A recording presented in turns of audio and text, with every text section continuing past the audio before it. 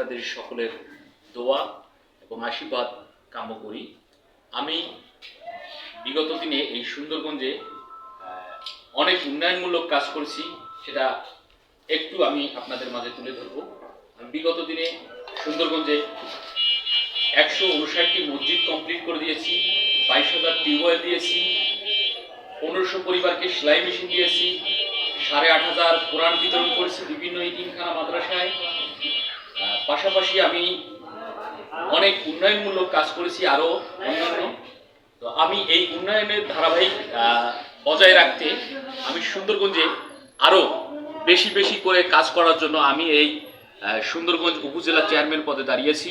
আমি যদি নির্বাচিত হতে পারি এই রকম আরও উন্নয়নমূলক কাজ অনেক অনেক বেশি করে করব ইনশাআল্লাহ। এই প্রত্যাশায় আমার এই সুন্দরগঞ্জের মানুষের পাশে থেকে হাতে হাত রেখে কাঁধে কাঁধ রেখে আমি এই সুন্দরগঞ্জের উন্নয়নমূলক কাজ করতে চাই, আপনাদের সাথে থাকতে চাই, আপনাদের পাশে থাকতে চাই। ইনশাআল্লাহ আপনাদের এই উন্নয়নমূলক কাজের ধারাবাহিকতা চলতেই থাকবে। তো এই বলে আমি আমার সংক্ষিপ্ত কথা শেষ করছি। আসসালামু আলাইকুম। লিখন ভাই যেন আমাদের স্কুলের, আমরা স্টুডেন্ট মানুষ, আমরা উপজেলা চেয়ারম্যান হিসেবে লিখন ভাইকে উপজেলা চেয়ারম্যান হিসেবে দেখতে চাই। চেয়ারম্যান হিসেবে দেখতে চাই, আমাদের উন্নয়ন করবে লিখন ভাই। চেয়ারম্যান হিসেবে চাই, ভাইকে উপজেলার চেয়ারম্যান হিসেবে দেখতে চাই। উপজেলা চেয়ারম্যান হিসেবে দেখতে চাই। আমরা লিখন দাদাকে উপজেলা চেয়ারম্যান হিসেবে দেখতে। মানুষ উপজেলার ভোট দেওয়ার তার দরকার বা দেবো আমরা সবাই। চেয়ারম্যানকে আমরা দেখি। ইনি সামনে উপজেলা নির্বাচন করতেছে, তা আপনারা জনগণেরা যদি পাশে থাকেন তাহলে উনি হয়তো আরো উন্নয়ন করতে পারবেন। দেখতে চাই, এটাই আমাদের গর্ব। লিখন ভাইকে আমরা চেয়ারম্যান হিসেবে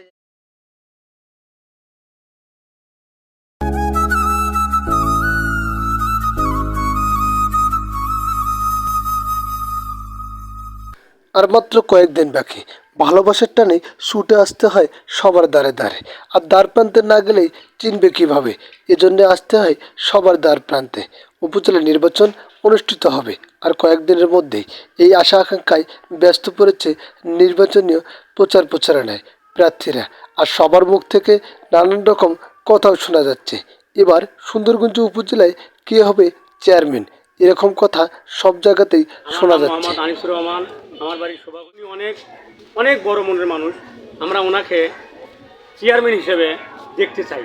তার কারণ উনি যদি চেয়ারম্যান হয়, সকাল থেকে বিকাল পর্যন্ত একটু ঘোরাঘুরির পর বিকাল শেষে যখনই জানা যায় সাধারণ মানুষের মুখ থেকে যে সাজ্জাদ হোসেন লিখন ভাই একজন ভালো ব্যক্তি, মানুষের ভালোবাসা চিন্তা চেতনাকে নিয়েই তিনি কাজ করতে চান।